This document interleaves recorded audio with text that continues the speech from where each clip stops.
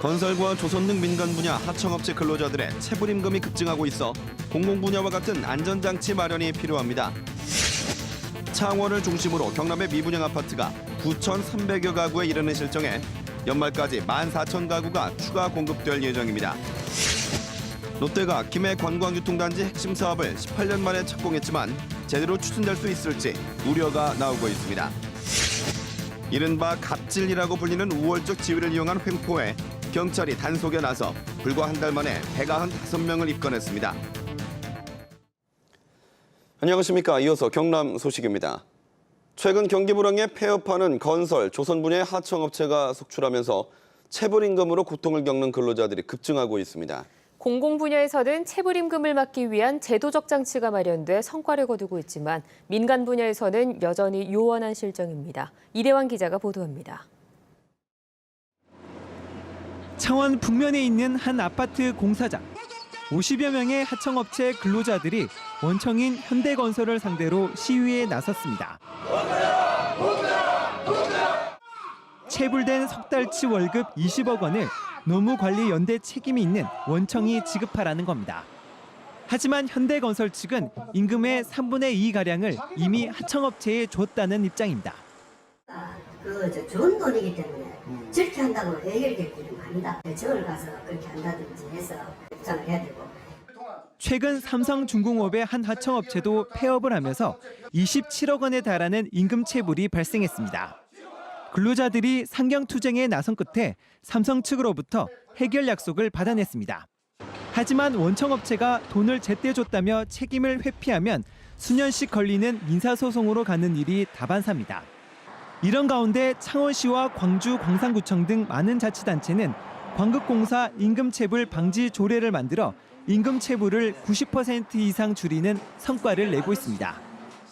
임금체불이 발생을 하면은 저희들이 바로 직불로 바로 근로자들 임금을 지급하고 그다음에 공사 대금에서 변제해주는 그런 방식으로. 문제는 민간 공사의 경우 원청업체가 임금을 직접 관리할 수 있도록 강제할 법적 근거가 없다는 데 있습니다. 노동자들의 임금 체불에 대해서 원청이 연대해서 책임지는 법 개정 요구를 줄기차게 해왔습니다마는 대기업의 이해관계나 힘을 놓일 리에 의해서 때문에 하청업체 근로자들의 임금 체불을 막기 위한 법 개정이 시급하다는 지적입니다. KBS 뉴스 이전입니다. 경남의 미분양 아파트 수가 전국에서 경기도 다음으로 많은 것으로 나타났습니다. 경기 불황의 영향인데 올 연말까지 창원을 중심으로 대규모 분양 물량이 추가로 공급돼 미분양 사태가 지속될 것이라는 전망이 나옵니다. 보도에 손원혁 기자입니다.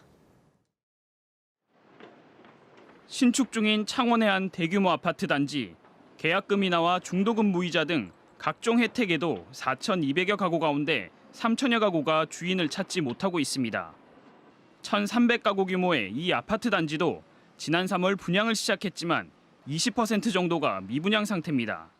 기존 주택들도 가격이 많이 내렸고 그 가격이 내리다 보니까 지금 신규 분양하는 건 더 분양가 높다는 판단이 들 거 아니에요. 그래서 분양도 안 되고. 지난달까지 경남의 미분양 물량은 9,300여 가구.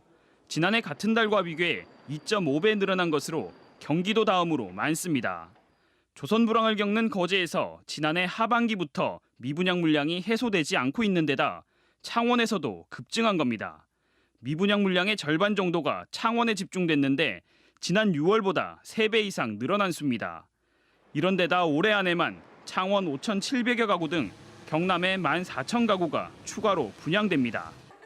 대규모 미분양이 지속될 것이라는 우려가 나오는 이유입니다.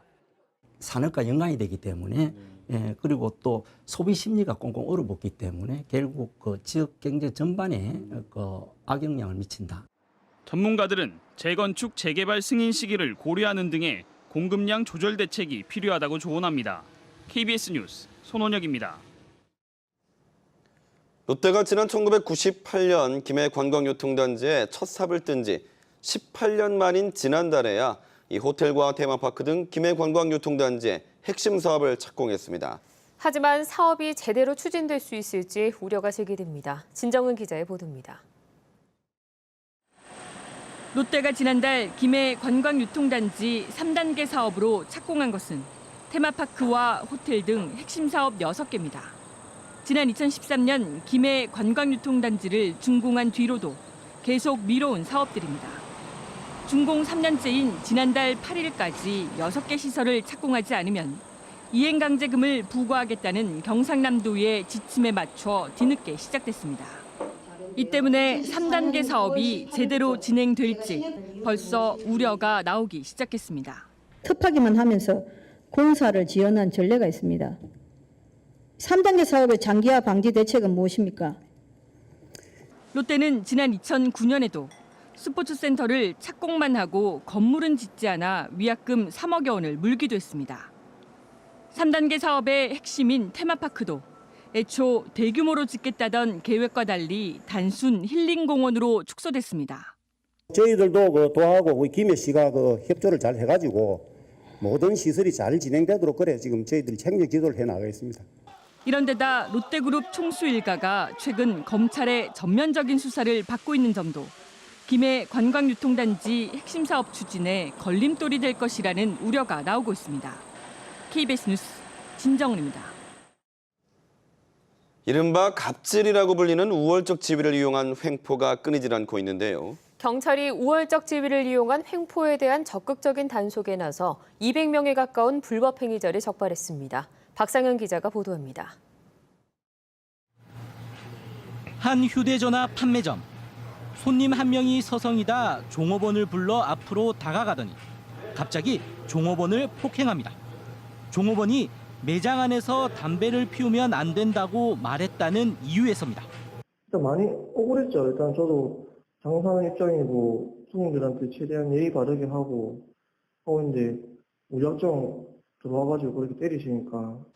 고용한 학원 강사에게 수천만 원을 빌린 뒤 갚지 않고 잠적한 학원장이 있는가 하면 환경보호단체라며 공사장 환경오염 현장을 찾아내 고발하지 않는 대가로 1,300만 원을 뜯어냈다가 경찰에 적발되기도 했습니다. 모두 우월적 지위를 이용한 횡포, 이른바 갑질 사례들입니다. 경남경찰이 이런 우월적 지위를 이용한 불법 행위 적발에 나선 지 한 달 만에 165건을 적발해 195명을 입건했습니다. 유형별로는 악성 소비자의 폭행이나 모욕이 49명으로 가장 많았고 직장이나 조직에서의 폭행, 명예훼손이 25명, 거래관계에서의 불법이 14명이었습니다. 피해자의 다수가 종업원이나 납품업자 등으로 사회적 약자 보호 차원에서 우월적 지위를 이용한 불법 행위에 대해 지속적으로 단속 활동을 전개해 나갈 예정입니다. 경남경찰청은 경찰서마다 자문 변호사를 위촉해 피해 상담에서 신고까지 이어지도록 하고 피해자 구제를 지원하기로 했습니다. KBS 뉴스 박상현입니다.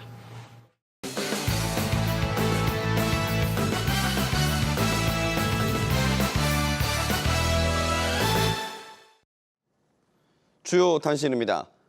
한국무역협회 경남지역본부는 지난달 경남의 수출액이 28억 5천만 달러로 지난해 같은 기간에 비해 25.3% 증가했다고 밝혔습니다. 품목별로 살펴보면 선박과 건설 중장비 등이 각각 43.6%와 54% 증가해 지난달 수출 상승세를 이끌었고 승용차와 타이어 수출은 각각 16.1%와 3.9% 줄었습니다. 또 수입은 13억 2천만 달러로 19.5% 줄어 15억 5천만 달러의 무역수지 흑자를 기록했습니다. 지난해 경남 18개 시군 가운데 유입은 양산이, 유출은 창원이 각각 가장 많았습니다. 동남지방통계청이 최근 발표한 지난해 인구 이동 통계를 보면 양산의 인구는 7천여 명이 순유입되면서 경남에서 유입 인구가 가장 많았습니다. 반면 순유출은 창원시가 9천여 명으로 가장 많았고 김해시 1,400여 명이었습니다. 경남 주요 도시의 도시가스 요금이 상대적으로 비싼 것으로 나타났습니다.